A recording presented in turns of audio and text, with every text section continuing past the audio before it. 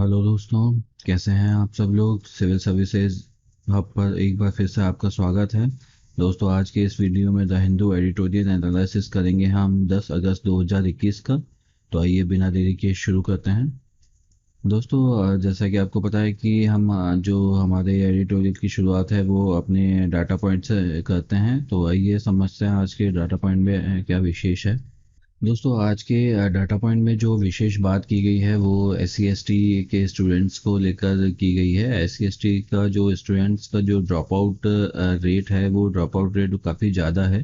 तो उसको लेकर इसमें बात की गई है कि जो एस सी एस टी के स्टूडेंट्स हैं उसमें जो स्टूडेंट्स का एडमिशन होता है उन एडमिशन्स में जो ड्रॉप आउट का रेट है वो एस सी एस टी के स्टूडेंट्स में काफ़ी ज़्यादा है जनरल कास्ट के स्टूडेंट्स को अगर उनसे कंपैरिजन किया जाए।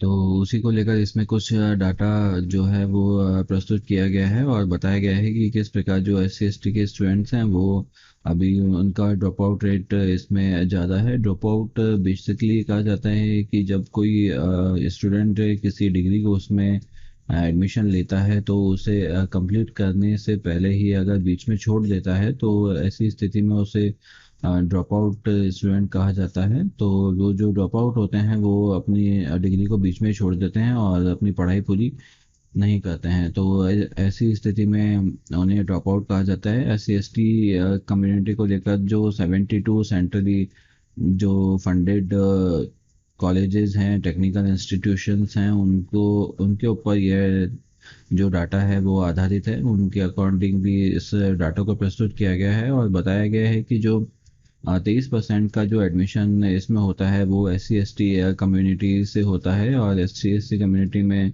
जो टोटल जो एडमिशन होता है उसका 31.5% जो स्टूडेंट्स होते हैं वो ड्रॉप आउट होते हैं। वो अपना जो कोर्स है वो अपनी जो पढ़ाई है वो पूरी नहीं करते हैं। तो इस प्रकार ये जो इस एस टी में भी ये जो परसेंटेज निकल के आता है वो 4.4% निकल के आता है, जो कि एस टी के एडमिशन्स का 2.5% इसमें ओवरऑल जो परसेंटेज है उससे भी ये काफ़ी ज़्यादा दिखाई देता है। तो इस प्रकार इसमें बताया गया है कि जो नेशनल एवरेज है उस नेशनल एवरेज से भी जो इनका परसेंटेज है वो ज़्यादा है एस सी एस टी में ड्रॉप आउट का। तो ये डिफरेंस जो है वो एस सी एस टी के जो टोटल स्टूडेंट्स का एडमिशन होता है उस एडमिशन के में अगर आप परसेंटेज ड्रॉप आउट का देखें तो काफ़ी ज़्यादा निकल के आता है। तो ये डिफरेंस इस प्रकार इसमें दिखाया गया है। और आप देखेंगे कि जो ड्रॉप आउट का रेट है वो एस सी में काफ़ी ज़्यादा है, 4.4% है।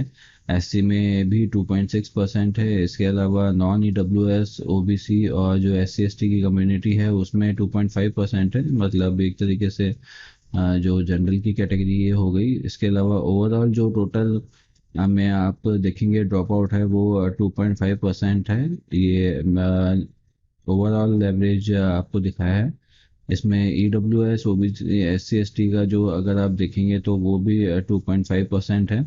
ओ बी सी का आप देखेंगे तो 1.5% है। आप देखें ओ बी सी का 27% अभी जो अलाउ किया है। 27% ओ बी सी का एडमिशन होने के बाद में भी जो उनका ड्रॉप आउट रेट है वो 1.9% है। तो इसी के आधार पर ये डाटा तैयार किया गया है कि और ये बताने की कोशिश की गई है इस डाटा में कि जो ओबीसी के स्टूडेंट्स हैं उनमें ड्रॉप आउट का जो रेट है वो ज़्यादा है। एस सी एस टी के जो स्टूडेंट्स हैं वो या तो बीच में ही अपनी पढ़ाई छोड़ देते हैं और किसी अन्य कार्य को करने लग जाते हैं, या फिर पढ़ाई छोड़कर किसी जो उनका अगर कोई जॉब होता है या कोई पारिवारिक कार्य होता है उसमें लग जाते हैं। इस प्रकार से आप ड्रॉप आउट रेट अगर इंस्टीट्यूशन के हिसाब से देखेंगे तो I S S E R जो कोलकाता है उसमें सबसे ज़्यादा यहाँ पर दिखाया गया है। भोपाल में उससे कम है और पुणे में भी काफ़ी ज़्यादा है। तो इस प्रकार की स्थिति यहाँ पर बनी हुई है। इसके अलावा अगर आपको परसेंटेज शेयर यहाँ के हिसाब से एडमिशन और उसमें से ड्रॉप आउट निकाल के अगर आप देखेंगे तो आपको पता लगेगा कि जो परसेंटेज पास आउट का है वो ई डब्ल्यू एस के लिए तो पॉजिटिव में है। 1.9% जो है वो टोटल एडमिशन्स के हैं और उसमें से पास आउट हो जाते हैं। ओबीसी में भी आप देखेंगे तो 6.3% है। बड़े लेवल पर ओबीसी का एडमिशन होता है और जो रेशियो निकल के आया है वो भी अच्छा खासा निकल के आया है। ऐसी की केस में आप देखेंगे तो माइनस में 0.9% इसमें डाटा दिखाया गया है। मतलब जो 14% टोटल अगर एडमिशन होता है तो उसमें से 15% जो है बाहर निकल जाते हैं। SC ST में अगर मान लीजिए कोई और कम्युनिटी में भी अगर उनका अगर एडमिशन हो जाता है किसी तरीके से, तो भी वो अपनी जो सीट है वो छोड़ देते हैं बीच में। तो 0.9% उनका देखने को मिला है। और उसके अलावा ST में अगर आप देखेंगे तो ये डिफरेंस बहुत ज़्यादा है, -7% यहाँ पे दिखाई दे रहा है। और EWS plus OBC plus SC ST मिला के अगर आप टोटल देखेंगे तो 0.3% टोटल एवरेज आता है। ये कम्युलेटिव एवरेज है सबका मिला के। और नॉन EWS OBC और SC ST में आप देखेंगे तो ये परसेंट 6.3% का है। 0.3% का है। ये भी जो नेशनल एवरेज है वो इसके बराबर ही है। तो इस प्रकार की स्थिति यहाँ पर देखने को मिल रही है। अदर जो IITs के हिसाब से अगर आप देखेंगे तो IITs पलक्कड़ में सबसे ज़्यादा रेशो है ड्रॉप आउट्स का, फिर गुवाहाटी में है, हैदराबाद में, फिर इसमें और फिर दिल्ली में है। इस प्रकार सबसे जो लो रेशियो है वो दिल्ली में है। और जो साउथ में आप देखेंगे IIT पलक्कड़ है, वो उसमें जो ड्रॉप आउट का रेशो है वो काफ़ी ज़्यादा है। तो कुल मिलाकर जो SC ST का इसमें एडमिशन होता है, आप देखते हैं कि जो लो परसेंटेज पे भी होता है काफ़ी। इनका जो एडमिशन का जो इनका क्राइटेरिया होता है वो काफ़ी लो रहता है। अगर परसेंटेज के हिसाब से आप इनको देखेंगे तो फिर भी इनका एडमिशन हो जाने के बाद में भी इनकी जो फीस होती है वो भी काफ़ी कम होती है। इन्हें काफ़ी सारे स्कॉलरशिप भी इन्हें दी जाती हैं। अन्य जो जनरल कास्ट हैं या आप कई कई जगह पे आप देखेंगे तो OBC के लिए भी कोई विशेष स्कॉलरशिप नहीं होती है, लेकिन SC ST को एक विशेष स्कॉलरशिप भी दी जाती है। उसके अलावा परसेंटेज भी कम होती है जिस पर एडमिशन हो जाता है, और उसके अलावा स्कॉलरशिप भी दी जाती है। उसके अलावा कई अन्य रियायतें भी जो हैं वो इनको दी जाती हैं। और उनको मिलने के बावजूद भी जो इनका जो परसेंटेज है ड्रॉप आउट का वो काफ़ी ज़्यादा देखने को मिल रहा है। तो इस प्रकार का जो डाटा है वो आज इसमें प्रदर्शित किया गया है कि SC ST का जो ड्रॉप आउट रेट है वो काफ़ी ज़्यादा है। चलिए बढ़ते हैं अपने पहले एडिटोरियल की तरफ। दोस्तों, हाल ही में आपने देखा होगा कि भारत और चाइना के बीच में 31 जुलाई को जो वार्ता हुई है, उस वार्ता के हिसाब से जो शांति बनाए रखने के लिए actual line of actual control से जो गोगरा पॉइंट है, उस गोगरा पॉइंट पे जो डिसएंगेजमेंट किया गया है। डिसएंगेजमेंट का मतलब है कि जो दोनों देश हैं उन्होंने अपनी जो सेना है उसे वापस बुला लिया है। तो इस प्रकार से जो वहाँ पर लड़ाई की स्थिति जो बन रही थी या बन जाती थी कभी कभी, वो अब स्थिति अब नहीं बनेगी। तो इस प्रकार से जो वहाँ पर जो पीस पॉइंट है वो अभी तैयार किया गया है। तो उसी के बारे में इसमें डिस्कशन किया गया है कि चाहे इंडिया और चाइना के बीच में जो ये लड़ाइयाँ हैं वो काफ़ी बार हो चुकी हैं। कई बार छोटी छोटी लड़ाइयाँ हुई हैं, कई बार जो है वो बड़ी लड़ाई भी हमें देखने को मिली है काफ़ी बड़े लेवल पर। जैसे कि 1967 में आप जानेंगे तो आप देखेंगे कि 1967 में जो है वो काफ़ी बड़ी लड़ाई हुई थी। और इस प्रकार से जो ये छोटा मोटा जो झगड़े का स्टेटस है वो बना रहता है। लेकिन इंडिया और चाइना को चाहिए कि जो अपना बॉर्डर का जो डिस्प्यूट है उस डिस्प्यूट का परमानेंट सॉल्यूशन निकाले। परमानेंट सॉल्यूशन निकालने पर ही जो है वो इस प्रकार की स्थिति देखने को मिलेगी। क्योंकि जो दोनों देशों के बीच में जो ट्रेड का एरिया है, जो हमारा जो बिजनेस है और हमारी जो बात करने का आपस में जो तरीका है वो इतना बुरा नहीं है। हम दोनों देश के जो लीडर्स हैं वो आपस में काफ़ी अच्छी तरीके से बात करते हैं, काफ़ी अच्छी तरीके से मिलते हैं। और चाइना को ऐसा भी नहीं है कि चाइना को की तरफ से इंडिया को कोई विशेष अगर जो लोअर ट्रीट किया जाता हो, तो ऐसा भी नहीं है। लेकिन आप देखेंगे कि जो ये शांति जो यहाँ पर बनी है एक ही पॉइंट पे, वो 12 राउंड की जो मीटिंग है वो करने के बाद में की गई है। और जो PP जो 17 एरिया है, पेट्रोलिंग पॉइंट 17 एरिया है घोघरा का, वहाँ पे नो पेट्रोलिंग एरिया भी यहाँ पर शुरू किया गया है। और अगस्त 4 और 5 की जो वार्ता थी उसके बाद में ये डिसीजन लिया गया है। तो इसी प्रकार से जो PP 15 है, जिसे हॉट स्प्रिंग कहा जाता है, डैम चौक है, जहाँ पे चाइना का जो कम नंबर का जो वहाँ पर सैनिक का डिप्लॉयमेंट था, वो आपको देखने को मिलेगा। इसके अलावा जो पेंगोंग लेक है, पेंगोंग लेक में भी ऐसी स्थिति बनी हुई थी, लेकिन उसे भी अभी ये जो डिसएंगेज किया गया है, वहाँ पर भी अभी सेनाएं किसी की भी अवेलेबल नहीं है। तो इस प्रकार से जो ये जब बफर जोन मॉडल का जो कंसेप्ट अभी चलाया गया है, वो एक टेम्परेरी सॉल्यूशन है, और इस टेम्परेरी सॉल्यूशन को एक परमानेंट सॉल्यूशन में तब्दील करना होगा, और permanent line of actual control जो है वो उससे डेवलप करना होगा। उसी को डेवलप करने में ही जो है वो दोनों देशों की भलाई है, और इसको डेवलप किए बिना जो दोनों देशों का जो स्थिति है वो अभी सुधर नहीं सकती है। आप देखेंगे कि इंडिया और पाकिस्तान के बीच में भी ऐसी स्थिति जो है वो बरसों से बनी हुई है। इंडिया जो पाकिस्तान है वो कश्मीर या जो लाइन ऑफ कंट्रोल है, एलओसी है, वहाँ पर काफ़ी काफ़ी बार जो है वहाँ पर अटैक कर चुका है, और जो लोग हैं वहाँ पर, या चाहे वो सैनिक हों या नॉर्मल लाइफ हो, उसे डिस्टर्ब कर चुके हैं। तो इस प्रकार से अगर वो जैसा पाकिस्तान ने बार बार इस प्रकार की स्थिति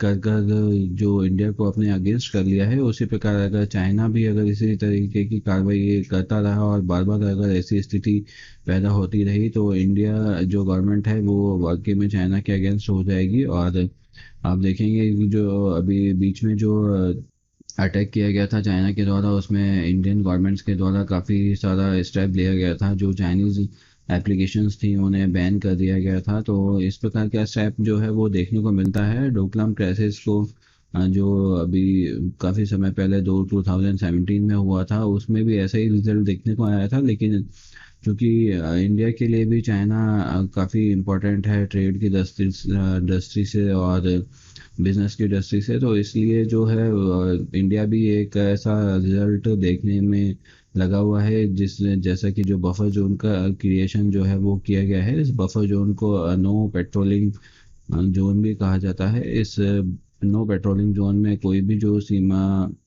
सेना होती है, वो सेना यहाँ पे पेट्रोल नहीं करती है। और कभी कभी ऐसा होता है कि जो सेना अगर आपस में सामने सामने पेट्रोल कर रही होती है, तो उसमें भी किसी बात को लेकर झगड़ा होता है, तो अगर थोड़ी सी में भी अगर फायरिंग हो जाती है, तो एक वो बड़े झगड़े का वो रूप ले लेती है। तो इसीलिए जो नो पेट्रोलिंग का, नो बफर जोन का जो कंसेप्ट है वहाँ पे लगाया गया है। लेकिन इसके बावजूद भी इंडिया को और चाइना को, दोनों को चाहिए कि जो अपने उन्होंने रिसेंट में जो बातचीत करी है, उस बातचीत को जो शांति है उसमें तब्दील करे, और जो परमानेंट सॉल्यूशन है वो इसका निकाल के लेके आए। ऐसे टेम्परेरी सॉल्यूशन इसका करने से जो बॉर्डर का एरिया है वो ना तो ना उसका डिस्प्यूट क्लियर होगा, और ना ही जो लाइन ऑफ कंट्रोल का जो प्रेजेंट एरिया है वो शांति में हो पाएगा। तो इस प्रकार की जो बात है वो इस आर्टिकल में कही गई है कि जो इंडिया चाइना को चाहिए कि वो जो परमानेंट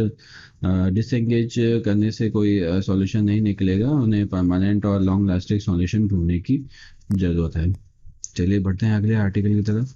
दोस्तों, हाल ही में आईपीसीसी ने, जिसे inter governmental panel on climate change कहा जाता है, उसने अपनी जो सिक्स्थ असेसमेंट रिपोर्ट है उसे पब्लिश किया है। और जो बताया है उस रिपोर्ट में कि अगर इसी तरह से अगर हम अपने अपना जो नेचर है उसका अगर इसी तरीके से दोहन करते रहें ह्यूमन एक्टिविटीज़ के कारण, जो साइंटिफिक जो हम जो भी रिसर्च करते हैं उसके कारण, तो अगर तो ऐसी स्थिति हमेशा बनी रहेगी। और जो जंगल में आग लगती है, जो तापमान में वृद्धि होने के कारण गर्म हवाएं चल रही हैं, एक्सट्रीम रेनफॉल हो रहा है, बहुत ज़्यादा वर्षा हो रही है, और बाढ़ आने की स्थिति जो है वो काफ़ी जगह बन जाती है छोटी सी बरसात में ही। तो इस प्रकार की जो चीज़ें हैं वो हमें देखने को मिलेंगी, और भविष्य में अगर ऐसी स्थिति बनी रही तो ये चीज़ें और भी स्ट्रांग होंगी, और जो क्लाइमेट है वो और बुरी कंडीशन में जाता जाएगा। तो इस प्रकार जो इस रिपोर्ट में यह बताया गया है कि हमें अभी भी संभलने की ज़रूरत है, और एक जो छोटा सा जो समय है, जो छोटा सा एरिया है, एक छोटी सी विंडो है, वो अभी भी बची हुई है। अगर हम इस क्लाइमेट चेंज को अगर सीरियसली लें तो इसमें हम काफ़ी इम्प्रूवमेंट अभी भविष्य में कर सकते हैं। और जो डेवलप्ड कंट्रीज़ हैं उन डेवलप्ड कंट्रीज़ को भी इसको समझना पड़ेगा, और जानना पड़ेगा कि जो क्लाइमेट चेंज है वो वाकई में एक सीरियस प्रॉब्लम है, और अगर इस सीरियस प्रॉब्लम से अगर हम लड़े नहीं, अगर हमने इसका सॉल्यूशन अभी नहीं निकाला, तो ये जो सीरियस प्रॉब्लम है वो कोविड-19 ने जो त्रासदी मचाई है उस त्रासदी से भी भयंकर साबित होगा, क्योंकि जो इसके द्वारा जो रिजल्ट हमारे सामने आएंगे उन्हें हम वापस से चेंज नहीं कर पाएंगे। इरिवर्सिबल प्रोसेस है कोविड की, तो मान लीजिए अभी रिसर्च हो रहा है, जो नुकसान हुआ है उससे वो तो हुआ ही है, लेकिन अभी जो रिसर्च हो रहा है उस रिसर्च को देखते हुए इसकी अभी वैक्सीन भी हमारे पास में अवेलेबल है, और भविष्य में जो अदर डेवलपमेंट है वो भी इसको लेकर होंगे। लेकिन अगर क्लाइमेट चेंज से जो हमारे को नुकसान होगा वो इरिवर्सिबल प्रोसेस होगा, और उसे वापस से ठीक करना या यथास्थिति उसे वापस से लेके आना हमारे लिए संभव नहीं होगा।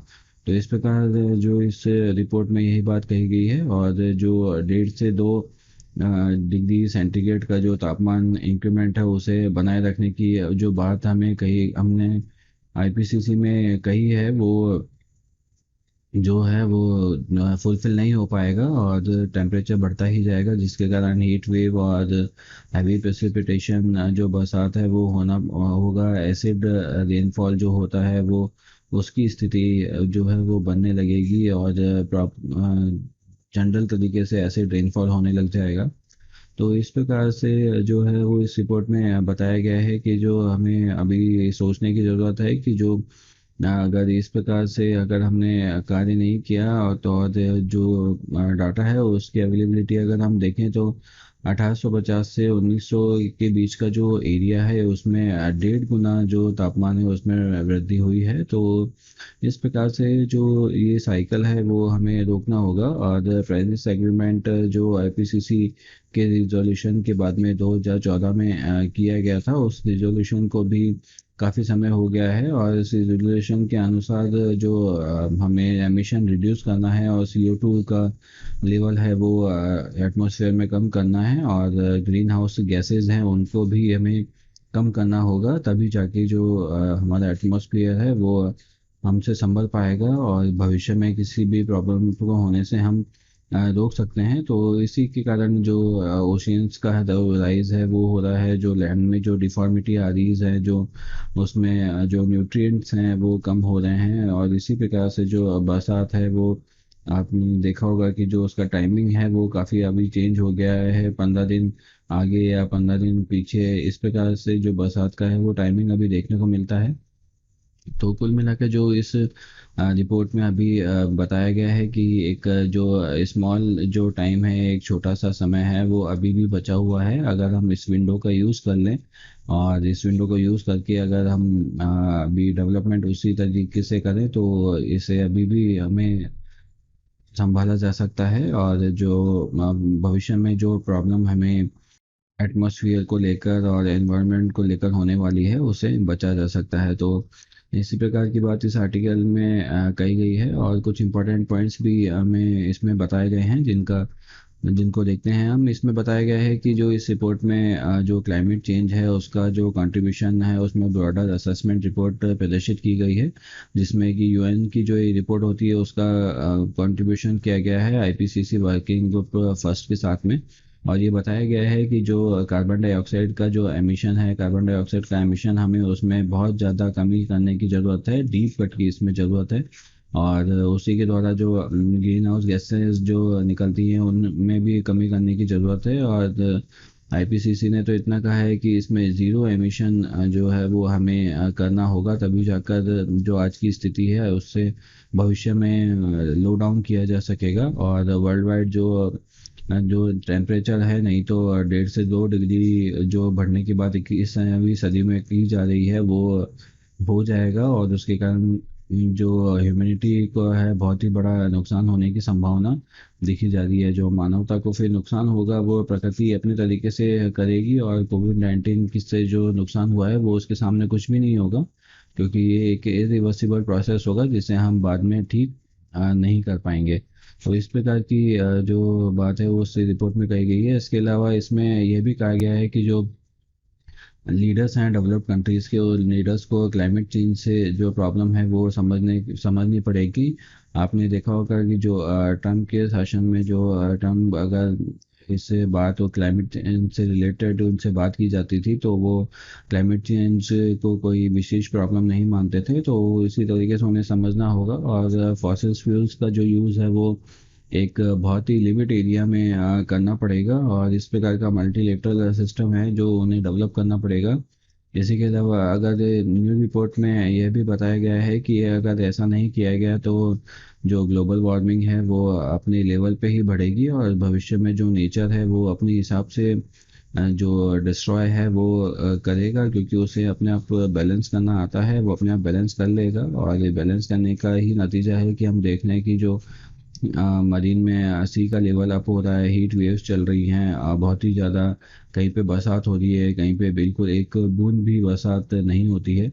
और एग्रीकल्चर और इकोलॉजिकल ड्रॉट्स हैं वो देखने को मिल रहे हैं हमें। तो जो साइक्लोन है वो भी आप देखेंगे कि पिछले वर्ष और इस वर्ष की तुलना में काफ़ी साइक्लोन भारत पे भी आए हैं। और आर्कटिक से की जो आइस पिघल रही है वो भी एक बहुत बड़ा प्रॉब्लम है। क्लाइमेट चेंज से लेकर फ्रॉस्ट का पिघलना भी क्लाइमेट चेंज से लेकर बहुत बड़ी प्रॉब्लम है।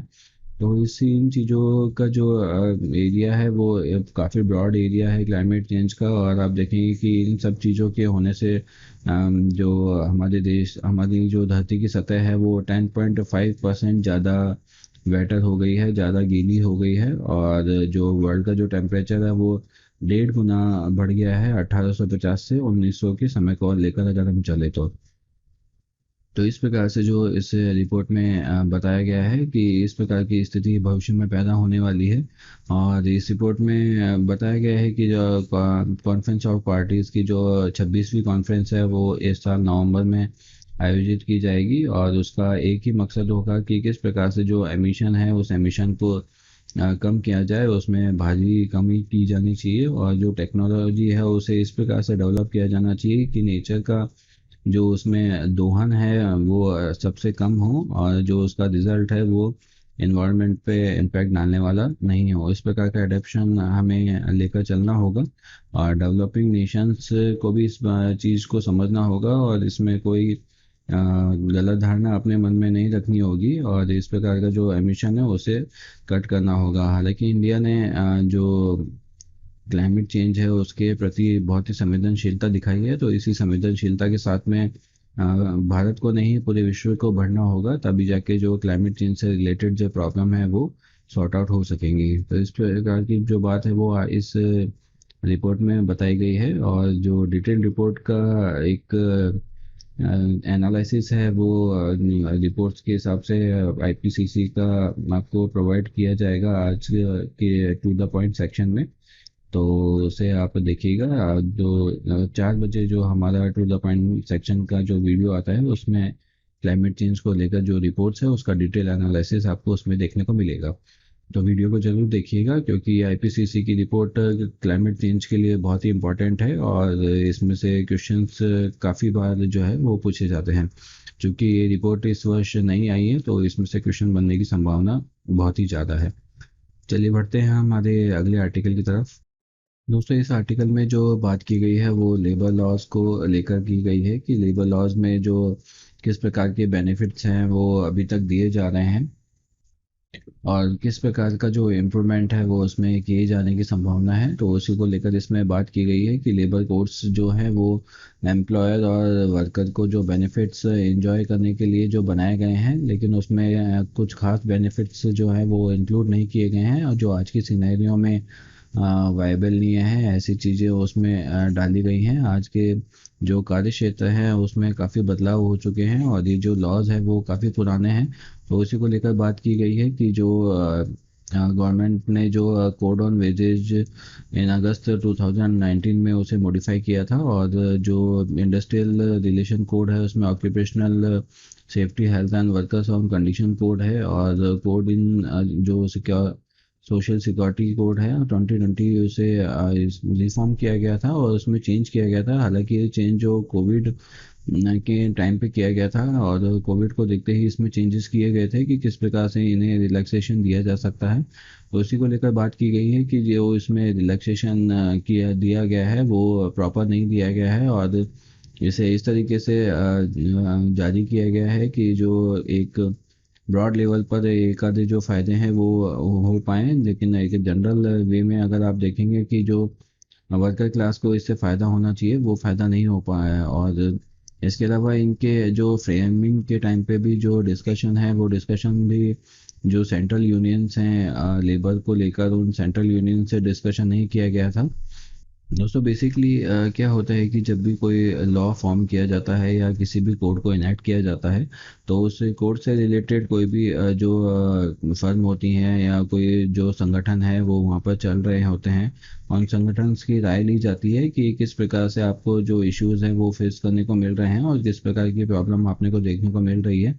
तो जो वो चेंजेस हैं वो भी इनमें जो इनके लेबर के जो सेंट्रल यूनियंस हैं उन यूनियंस को बिना पूछे लिया गया है और अपने लेवल पर उसे जो भी उन्हें अच्छा लगा उसे इसमें इंक्लूड किया गया है। तो इसलिए जो है वो ये लेबर कोड है वो लेबर कोड वाकई में लेबर को फ़ायदा नहीं पहुंचा रहे हैं। और जो लेबर का जो अभी बेसिक क्राइटेरिया डिसाइड किया हुआ है वो भी एक यही दर्शाता है कि जो लेबर लॉ रिफॉर्म है वो हमारे देश में जो लेबर्स हैं उन्हें अच्छा पहुंचाने की बजाय उनका बुरा करते हैं। तो ऐसी स्थिति अभी हमारे को देखने को मिली है। इसके अलावा आप देखेंगे कि जो सुप्रीम कोर्ट है उसने भी काफ़ी सारे निर्देश जो सेंट्रल गवर्नमेंट को दिए हुए हैं वो इम्प्लीमेंटेशन करने में भी सेंट्रल गवर्नमेंट फेल रही है। और जैसा कि उन्होंने कहा था कि जो गवर्नमेंट है वो सेंट्रल गवर्नमेंट 1 अक्टूबर 2021 से है वो वापस से जो लेबर लॉ है उन्हें लागू कर देगी। वन राशन कार्ड को जो इम्प्लीमेंट करने की बात की गई थी उस पर भी अभी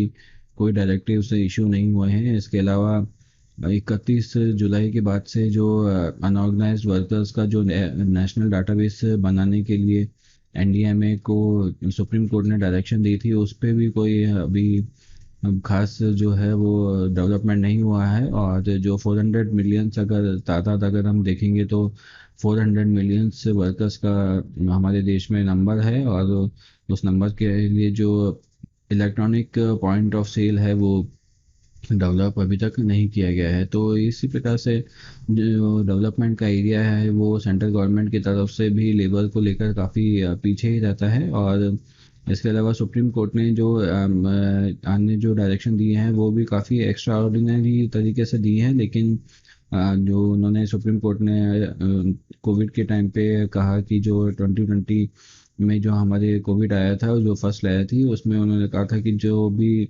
नेशनल गवर्नमेंट जो है और स्टेट गवर्नमेंट जो है वो अपने वहाँ पर जो लेबर्स हैं उन्हें संभाले और उनके लिए जो भी उचित व्यवस्था है वो कर सके। तो इस प्रकार के जो कोर्ट ऑर्डर्स हैं वो भी काफ़ी बार रिलीज़ किए गए हैं, लेकिन गवर्नमेंट्स के द्वारा चाहे वो स्टेट गवर्नमेंट हो या सेंट्रल गवर्नमेंट हो उन्हें ज़्यादा एड्रेस नहीं किया गया है और उनके अकॉर्डिंग कार्य भी नहीं किया गया है। तो इस प्रकार से जो गवर्नमेंट है और गवर्नमेंट के काम करने की जो एक्चुअल सिचुएशन है और जो कागजी कार्रवाई है उसमें काफ़ी डिफरेंस है। तो इसलिए जो लेबर की जो सोशल सिक्योरिटी है, जो सामाजिक समरसता इन्हें चाहिए होती है वो इन कोड से नहीं मिल पा रही है। और उसी को लेकर इसमें जो है एक कंसर्न जाहिर किया गया है कि इस कंसर्न को लेकर जो काफ़ी स्टेट्स ने अपने जो कोड में रिफॉर्म किया था वो अभी किया है। और इसमें तमिलनाडु, केरला, वेस्ट बंगाल काफ़ी जो स्टेट हैं उन्होंने चेंजेस कर दिए हैं। मध्य प्रदेश, छत्तीसगढ़, उत्तर प्रदेश काफ़ी स्टेट्स ने अपने लेवल पर चेंज किया है। लेकिन वेजेस में जो काफ़ी कोई सिग्निफिकेंट चेंज नहीं किया गया है। आपने देखेंगे कि कोविड के टाइम से अब तक जो होलसेल प्राइस इंडेक्स है उसमें 12% की लगभग वृद्धि देखने को हमको मिली है। लेकिन जो वेजेस हैं वो लमसम आई थिंक 175 से 180 के बीच में ही डिसाइड किया गया है। हालांकि इसका बेस ईयर 1965 से चेंज करके 2019 जरूर कर दिया गया है, लेकिन उससे भी कोई खासा इम्पैक्ट जो है हमें देखने को नहीं मिला है। तो इस प्रकार से जो पुअर सेफ्टी का लेबर को लेकर जो रिकॉर्ड है वो रहा है। कोविड 19 के टाइम पे भी अगर हम देखेंगे कि जो लेबर है उन्हें किसी भी प्रकार का कोई सिक्योरिटी नहीं दिया गया था और वो पैदल चलकर हजारों किलोमीटर जो है वो सफ़र करने को मजबूर थे। तो इस प्रकार की स्थिति उन्हें देखने को मिली है। तो इससे निपटने के लिए जो सरकार है उन्हें एक कोई ठोस कदम उठाने की ज़रूरत है। और ये जो एक सेक्शन है हमारे देश का जो जो इंडस्ट्रीज़ में बहुत ही ज़्यादा इम्पोर्टेंट रहता है और इंडस्ट्रीज देश की जीडीपी में एक इम्पोर्टेंट रोल निभाती है। तो इस सेक्शन को जो है एड्रेस करना बहुत ज़रूरी है और इसका ध्यान रखना बहुत ही ज़रूरी है, ताकि ये जो तबका है सोसाइटी का वो प्रॉब्लम में नहीं आए। तो इसी पर्सपेक्टिव में इसमें बात की गई है कि जो लेबर लॉज हैं उन लेबर लॉज को वापस से रिफॉर्म करने की ज़रूरत है, और रिफॉर्म करके इस प्रकार से उन्हें रिफॉर्म करना चाहिए कि जो लेबर्स की जो एक्चुअल प्रॉब्लम है उसे उसमें सुना जाए, और उस जो प्रॉब्लम के अकॉर्डिंगली उसमें जो डेवलपमेंट है वो किया जाए, ना कि कागजी कार्रवाई करने से कुछ भी नहीं होगा। जो एक्चुअल जो प्रॉब्लम है उसे देखकर उसका सॉल्यूशन निकालने की ज़रूरत है। तो इसी बात को इस आर्टिकल में बताया गया है। और जो आर्टिकल के जो ऑथर हैं दोस्तों, वो एक प्राइवेट जो स्कूल है उसमें, मैनेजमेंट स्कूल है उसमें लेक्चरर हैं, और ये इनका प्राइवेट व्यू है। ऐसा कोई एनालिसिस इन्होंने प्रोवाइड नहीं किया है, ये एक इनका प्राइवेट व्यू है। लेकिन जो मोस्ट इम्पॉर्टेंट जो एक्चुअल प्रॉब्लम थी उनका डिस्कशन हमने यहाँ पर किया है, किसी व्यू को प्रदर्शित करने की बजाय। तो चलिए बढ़ते हैं अगले आर्टिकल की तरफ। दोस्तों इस आर्टिकल में जो बात की गई है वो जो वुमेन्स को लेकर मिस इन्फॉर्मेशंस जो हमें नेट पे देखने को मिलती हैं उनको लेकर बात की गई है। इसमें जो इन्होंने ऑथर के द्वारा इसमें जो मेन जो फोकस किया गया है वो जो फीमेल जो सेक्सिज्म को लेकर और मिस इन्फॉर्मेशन को लेकर जो भी ट्रोल है, जो भी जो मैसेज हैं वो सोशल मीडिया पे या किसी और तरीके से जो इंटरनेट पर डाले जाते हैं, और उनके ऊपर जो कमेंट्स और उनके द्वारा जो फीमेल्स को जो भी मेंटल और सोशल प्रेशर जो है वो झेलने पड़ते हैं। तो उसी को लेकर इसमें बात की गई है कि जो ऐसा नहीं है कि जो वुमेन्स को ही इसमें ये प्रेशर झेलना पड़ता है, मैन के भी ऊपर ये प्रेशर है। लेकिन जो लड़कियों के ऊपर जो जो प्रेशर आता है वो बहुत ही ज़्यादा आता है, बहुत ही ज़्यादा लेवल पर आता है।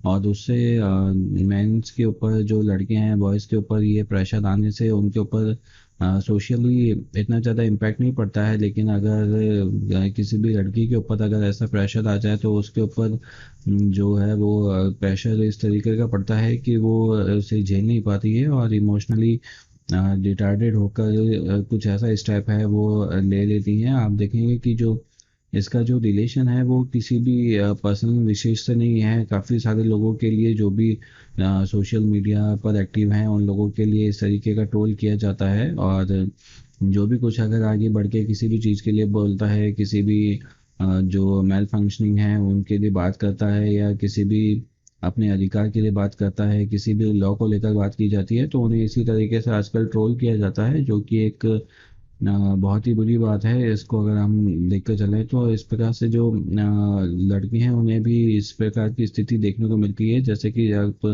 देखेंगे जो सोनिया गांधी हैं उनके जो बेटे हैं राहुल गांधी, उनके ऊपर भी काफ़ी सारे जो ट्रोल हैं वो किए जाते हैं, और जो इंटरनेट पे जो उन्हें उपाधि दी जाती है वो एक बकू के रूप में उन्हें संबोधित किया जाता है। तो इस प्रकार से जो उन्हें ट्रोल है वो किया जाता है। लेकिन सोनिया गांधी के लिए जो कुछ भी जो इन्फॉर्मेशन है वो मिस इन्फॉर्मेशन नेट पे अवेलेबल बहुत ही कम है।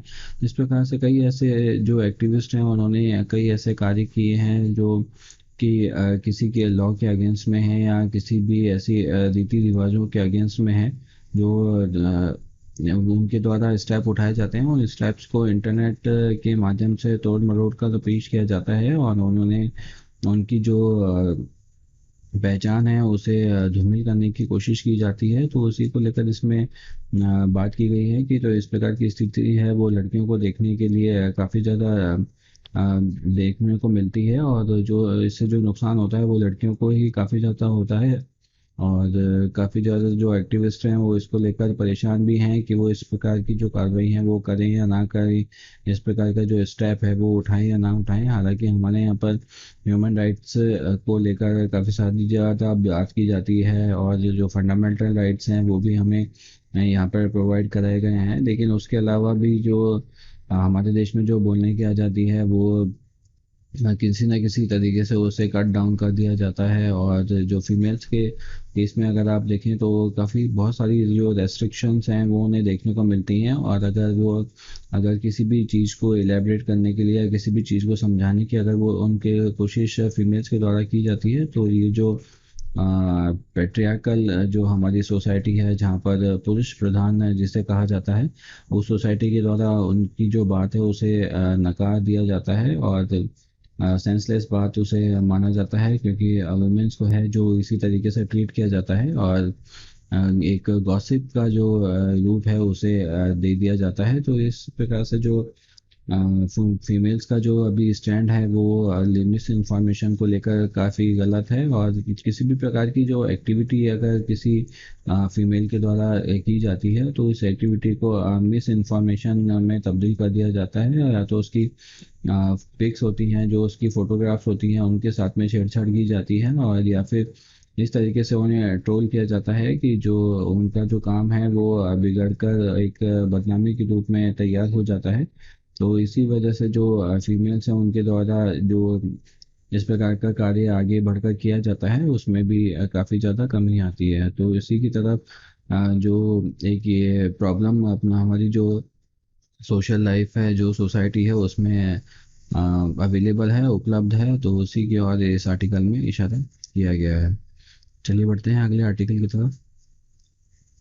दोस्तों, हाल ही में एक इंडिया प्लास्टिक पैक्ट के रूप में एक जो कोलेब्रेशन है वो किया जा रहा है। और कोलेब्रेशन किया जा रहा है कन्फेडरेशन ऑफ इंडियन इंडस्ट्री के द्वारा, CII के द्वारा। ये जो इंडियन प्लास्टिक पैक्ट है उसे चलाया जा रहा है। बेसिकली इसमें एक जो गठबंधन है वो कई जो एक दो संस्था हैं उनके द्वारा किया गया है। उस गठबंधन में जो प्लास्टिक का वेस्ट होता है, उस प्लास्टिक के वेस्ट को जो रीयूजेबल है या उसे डिफॉर्म होने से बचाने के लिए या उसे रीजनरेट करने के लिए जो सेटअप है वो लगाया जाएगा। इस प्रकार के सेटअप से जो प्लास्टिक का जो पॉल्यूशन है वो प्लास्टिक पॉल्यूशन कम होगा। और जो ग्रीन हाउस गैसेज हैं उनके एमिशन में रोक लगाने में भी हमें कम फ़ायदा होगा। तो इसी को लेकर के इसमें बात की गई है। दोस्तों, आप देखेंगे कि इस प्रकार का जो पैक्ट है वो पहले भी 2018 में यूके में रैप के द्वारा किया गया था, जो कि एक NGO है। और इसके द्वारा यूके में जो 12 मिलियन के समथिंग जो है वो रिसाइकल किया गया था। और 3 लाख टन जो प्लास्टिक है उसकी कमी की गई थी। तो इसी प्रकार का एक जो पैक्ट है वो इंडियन प्लास्टिक पैक्ट के नाम से अभी शुरू किया गया है। और इस पैक्ट में काफ़ी सारी जो इंफॉर्मेशन है वो इस आर्टिकल में दी गई है। और ये बताया गया है कि जो प्लास्टिक का जो प्रॉब्लम है वो कुछ नया नहीं है। और ये प्लास्टिक के प्रॉब्लम को हमें जो इसका सॉल्यूशन है वो तुरंत प्रभाव से निकालना होगा। नहीं तो प्लास्टिक की जो तादाद है वो कुछ एक 20 वर्षों में ही इतनी ज़्यादा हो जाएगी कि जो मनुष्य का भार है उसका काफ़ी गुना वो प्लास्टिक अवेलेबल होगा धरती पे, जिससे कि जो अर्थ है उसे भी इस बोझ को उठाने में काफ़ी दिक्कत होगी। तो कुछ इंपॉर्टेंट पॉइंट्स हैं इस आर्टिकल में प्लास्टिक पैक्ट को लेकर, जिन्हें समझते हैं। दोस्तों, कन्फेडरेशन ऑफ इंडियन इंडस्ट्री जो है, CII है, उसने एक जो पैक्ट है वो रिलीज़ करने की, उसे डेवलप करने की बात की गई है, जो कि क्लाइमेट चेंज से रिलेटेड और प्लास्टिक वेस्ट से रिलेटेड बहुत ही सिग्निफिकेंस कदम इसे बताया जा रहा है।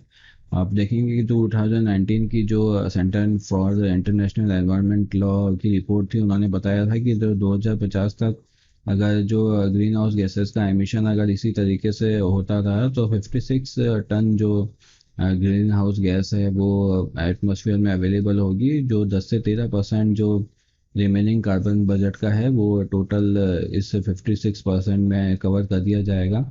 और इसी तरीके से जो रहने के लिए जो स्थिति है और जो ह्यूमैनिटी है वो वहाँ पर हैम्पर होगी। और ये सब जो प्लास्टिक का डिस्पोजल है उसके द्वारा ही किया जाएगा। और आप देखेंगे कि 1.5 से 4 मिलियन का जो वेस्ट है वो हमारे देश में जो कचरा उठाने वाले लोग होते हैं उनके द्वारा इकट्ठा किया जाता है। तो उस कचरे का जो अगर कोई सॉल्यूशन नहीं निकलता है तो उसे इधर उधर या तो फेंका जाता है या दबाया जाता है। या एक बहुत ही बेहतरीन सॉल्यूशन लोगों के पास में या देश के लोगों के पास में या सरकारों के पास में अवेलेबल है कि इसे सी में डाल दिया जाए, और इसे सी में डाल दिया जाता है जिससे कि ये कई किलोमीटर नीचे सी में काफ़ी इकट्ठा हो गया है। काफ़ी सारी रिपोर्ट भी ऐसे देखने को मिली है। दोस्तों कुल मिलाकर जो, अगर ये प्लास्टिक वेस्ट के ऊपर यहाँ पर बात की जा रही है, लेकिन अगर अपना वेस्ट के बारे में अगर चर्चा करें तो ये एक बहुत ही बड़ा टॉपिक है। और वेस्ट को लेकर जो चर्चा है वो हर जो लेवल पे की जा सकती है, चाहे से वो प्लास्टिक का वेस्ट हो या वो किसी अन्य चीज़ का वेस्ट हो। आप देखेंगे कि स्पेस में भी जो डेब्रिस है वो, इसके बारे में काफ़ी बात की जा चुकी है, और काफ़ी सारा डेब्रिस है वो स्पेस में अवेलेबल हो गया है। वो भी एक वेस्ट की तरह ही है। उसे भी एटमॉस्फेयर जो हमारा है, अंतरिक्ष जो हमारा है, वहाँ से हटाने की बात अभी चली थी उस वेस्ट को। तो इस प्रकार से वेस्ट का एक बहुत बड़ा जो कंट्रीब्यूशन है वो हमारे जो मानवता के विनाश में हो सकता है कई वर्षों के आगे।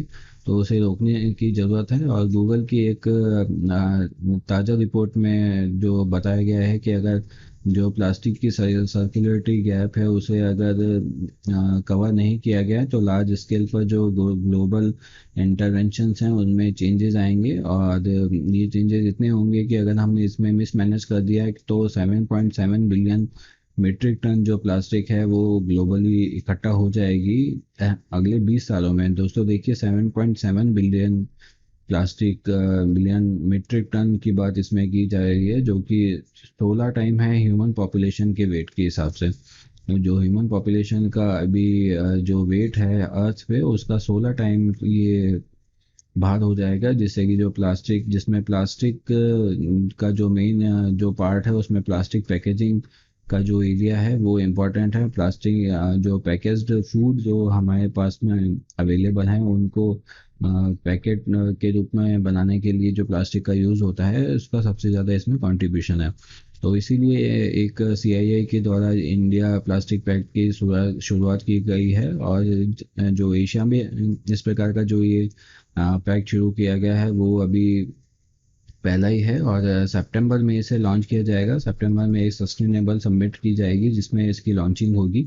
और ये इसमें बताया गया है कि इसमें जो रिसाइकल कंटेंट है उसकी जो डिमांड है वो काफ़ी बढ़ जाएगी इससे। और इसमें जो इंफ्रास्ट्रक्चर में इन्वेस्टमेंट किया जाएगा और इससे काफ़ी सारी जॉब्स भी डेवलप होंगे, और काफ़ी सारे जो बेनिफिट हैं वो क्लाइमेट चेंज को लेकर, एटमॉस्फेयर को लेकर हमें मिलेंगे। इसमें फर्स्ट प्लास्टिक पैक्ट का जो लॉन्च है वो इससे पहले यूके में किया जा चुका है, जो कि 2018 में हुआ था। रैप के नाम से इसे जाना जाता है। और जिसमें एक ये एनजीओ है यूके का बेस, उसमें इसके द्वारा इसमें भागीदारी दी गई थी। और एलन मैक आर्थर फाउंडेशन है उसमें, उसने भी इसमें अपना हिस्सा लिया था। इसके अलावा यूके में जो ये पैक्ट हुआ था उसमें 120 मिलियन का जो इन्वेस्टमेंट है वो किया गया था। और जो इसमें इंफ्रास्ट्रक्चर में जो डेवलपमेंट रिसाइकलिंग को लेकर किया गया था वो 3 लाख टन्स का जो कैपेसिटी है वो डेवलप किया गया था। तो बहुत अच्छी कैपेसिटी में इसे डेवलप किया गया था। और जो एक्सटेंडेड प्रोड्यूसर रेस्पॉन्सिबिलिटी है उसको भी इसमें सपोर्ट किया जाएगा। इसका मतलब एक्सटेंडेड जो प्रोड्यूसर रेस्पॉन्सिबिलिटी है उसमें बेसिकली ये होता है कि जो भी प्रोड्यूसर होता है, जो भी किसी चीज़ को बनाता है, जैसे कि मान लीजिए लेज़ हमारे यहाँ पे आती है। लेज़ एक चिप्स का पैकेट है, आप जानते हैं। तो इसमें जो कवरिंग में जो प्लास्टिक का जो यूज़ होती है उसको वापस से रिसाइकल करने के लिए जो उसका कलेक्शन होता है वो कलेक्शन करने की जिम्मेदारी भी कंपनी की ही होती है। इसी तरीके से वो प्लास्टिक उस कंपनी में वापस से जाना चाहिए और उसे वहाँ पर रिसाइकल करना हो तो रिसाइकल करना चाहिए। और अगर डिस्ट्रॉय करने की अगर कोई उनके पास में प्रोसेस अवेलेबल है तो उस प्रोसेस को अवेल करना चाहिए। तो इस प्रकार से जो ये होता है उसे एक्सटेंडेड प्रोड्यूसर रिस्पॉन्सिबिलिटी के नाम से जाना जाता है। तो उसी फ्रेमवर्क के तहत जो सॉलिड वेस्ट मैनेजमेंट है उसे हमें स्ट्रॉन्ग करना होगा। जैसे कि जो स्वच्छ भारत अभियान एक हमारे देश का बहुत ही बड़ा अभियान है, उसके तहत से भी इस बात को कहा गया है। तो कुल मिला के जो प्लास्टिक का वेस्ट है उस प्लास्टिक के वेस्ट को हमें जो ग्लोबल लेवल पर हमें इसे कंसर्न दिखाना होगा, इसे कंसर्न के रूप में लेकर चलना होगा।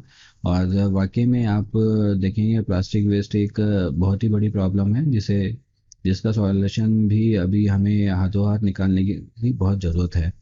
तो इसी प्रकार से ये जो डाटा है इस आर्टिकल में प्रदर्शित किया गया है, जिसे आप ध्यान में रखिएगा।